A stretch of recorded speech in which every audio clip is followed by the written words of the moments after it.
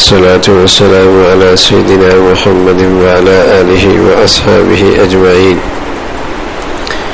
الحمد لله والصلاة والسلام على سيدنا محمد وعلى آله وأصحابه أجمعين. اما بعد، نماز توبہ مسئلہ اگر کوئی بات خلاف شرع ہو جائے اور اللہ کی نافرمانی سرزد ہو جائے تو 2 رکعت نفل پڑھ کر اللہ کے سامنے خوب گر گڑا کر اس سے توبہ کرے اور اپنی کیے پر پچھتائے اور اللہ سے معافی مانگے اور آئندہ کے لیے پکا ارادہ کرے کہ اب میں کبھی نہ کروں گا. اس سے بفضل خدا وہ گناہ معاف ہو جاتا ہے. کچھ صغائر ہیں، کچھ کبائر ہیں. صغائر گناہ ان الحسنات یذہبن السیئات، نیکیوں سے برائیاں ختم ہو جاتی ہیں. تو صغائر وضو کرنے سے، نماز پڑھنے سے، دیگر عبادات سے چھوٹے چھوٹے گناہ ویسے ہی معاف ہو جاتے ہیں.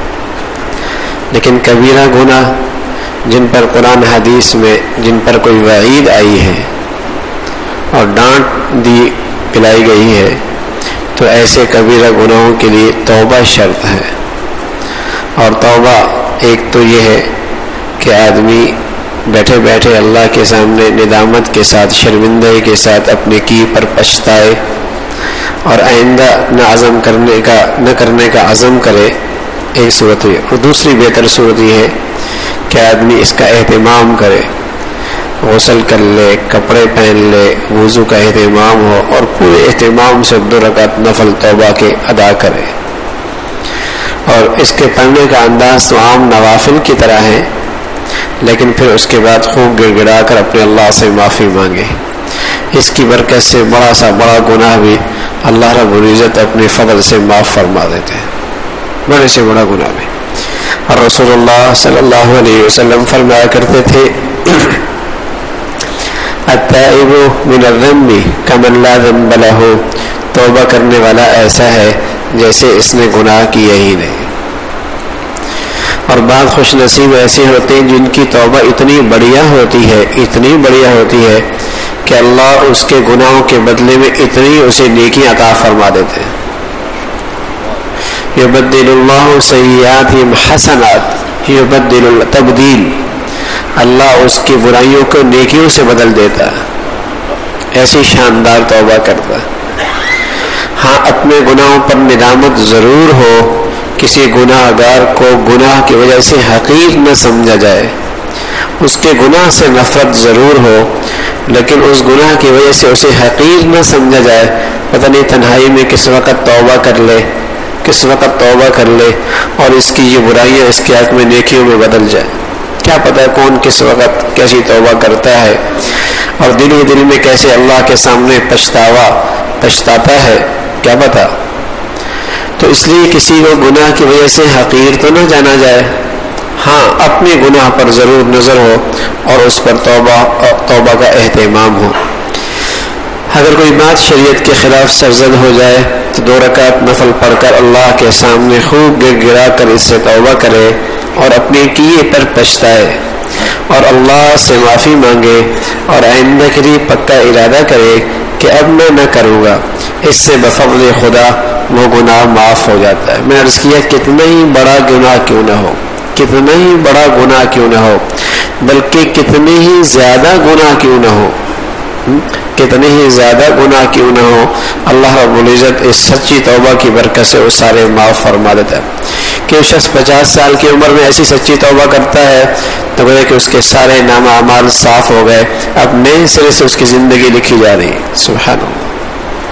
کوئی 60 سال کی عمر کے اندر سچی توبہ کرتا ہے، سچی توبہ، تو گویا کہ اللہ رب العزت نے اس کے 60 سال کے سارے گناہ مٹا دیے، اب اس کا نام اعمال نئے سرے سے لکھا جائے گا.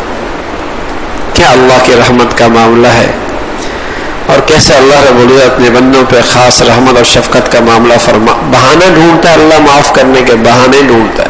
کوئی آدمی 70 سال کی عمر میں ہے، سچی ندامت کے ساتھ 2 رکعت پورے یقین سے پڑھتا ہے، کیا مطلب؟ اب اس کے 70 سال کے بعد 1 سال ہے، 2 سال ہے، 3 سال ہے، کیا پتا 1 دن ہے، 2 دن ہے، لیکن 70 سال کے گناہ اللہ نے معاف فرما دے۔ ہاں اس میں یہ ہے کہ جب یہ توبہ کرتا ہے تو نماز وہ عبادت، وہ چیزیں جن کا ازالہ ممکن ہے ان کا ازالہ بھی شروع کر دے۔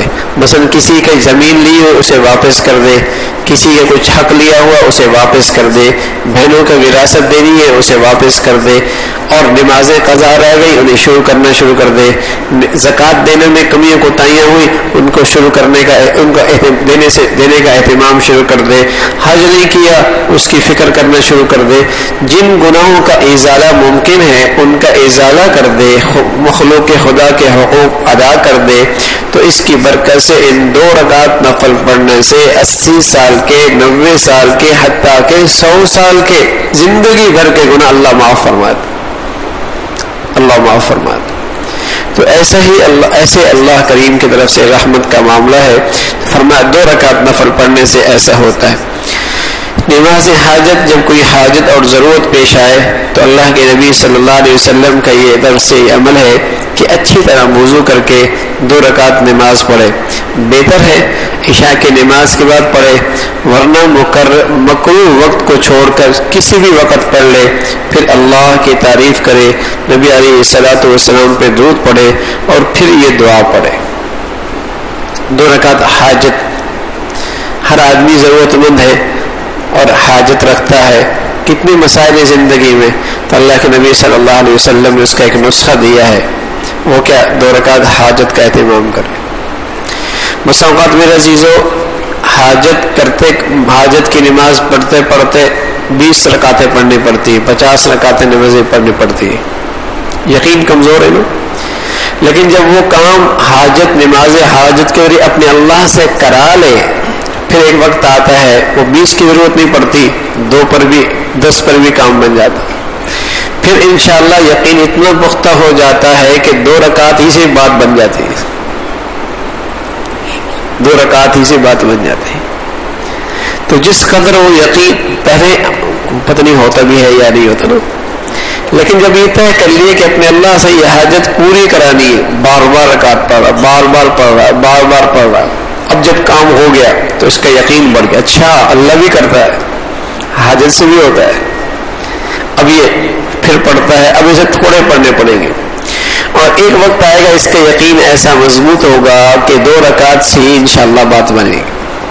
ہاں، تو رسول اللہ صلی اللہ علیہ وسلم کی سنت یہی ہے کہ جب بھی کوئی حاجت پیش آتی اللہ کے سامنے 2 رکعت حاجت پیش کر دے گا اور اپنے اللہ سے حاجت مانگ لیا گا۔ آج مسلمانوں میں یہ سنت بھی ختم ہو گئی ہے، جب سارے اسباب مادی سے مایوس ہو جاتا نا، اب تو اللہ ہی کرے گا یار، اب تو اللہ ہی کرے گا، سارے ڈاکٹروں نے بھی جواب دے دیا، اسپتالوں سے بھی واپس آ گیا، اب کہتے بس اللہ ہی کرے گا، نہ بھائی پہلے بھی اللہ کرے گا، بعد میں بھی اللہ ہی کرے گا۔ اسباب اس سے اختیار کرنا منع نہیں ہے، لیکن پہلے اللہ کے سامنے حاجت تو پیش کرے۔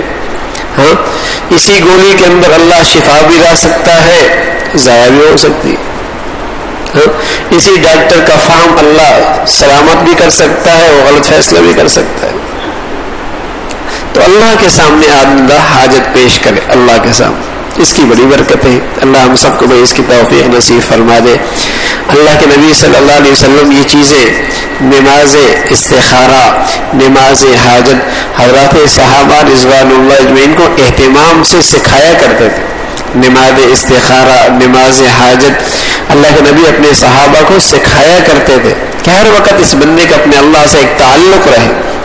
زندگی بھر حاجات ہیں، مشکلات ہیں، مشورہ کرنا ہے، تو جب اللہ سے اس کا تعلق بن جائے گا، اس کی زندگی آسان ہو جائے گی، اس کی زندگی آسان ہو جائے گی۔ فرمایا جب کوئی حاجت اور ضرورت پیش آئے تو مستحب ہے کہ اچھی طرح وضو کر کے 2 رکعت نماز پڑھے، بہتر ہے عشاء کی نماز کے بعد پڑھے، ورنہ مکروہ وقت کو چھوڑ کر کسی بھی وقت پڑھ لے، پھر اللہ کی تعریف کرے، نبی علیہ الصلوۃ والسلام پر درود پڑھے، پھر یہ دعا پڑھے، لا الہ الا اللہ الحلیم الکریم سبحان الله رب العرش العظيم الحمد لله رب العالمين أسألك موجبات رحمتك وعزائم مغفرتك والغنيمة من كل بر والسلامة من كل إثم لا تدع لي ذنبا إلا غفرته ولا هما إلا فرجته ولا حاجة هي لك رضا إلا قضيتها يا أرحم الراحمين. اس دعا کا اہتمام. اور اگر یہ دعا نہیں آتی تو اپنے الفاظ میں اردو میں بھی اپنے اللہ کے سامنے اللہ کی تعریف کر کے اپنی حاجت پیش کر سکتا ہے. اردو کے اندر بھی نماز کے بعد اپنے اللہ کی تعریف کر کے اپنی حاجات پیش کر سکتا ہے. اللہ بھائی ہمیں اس کے اہتمام کی توفیق نصیب فرمائے.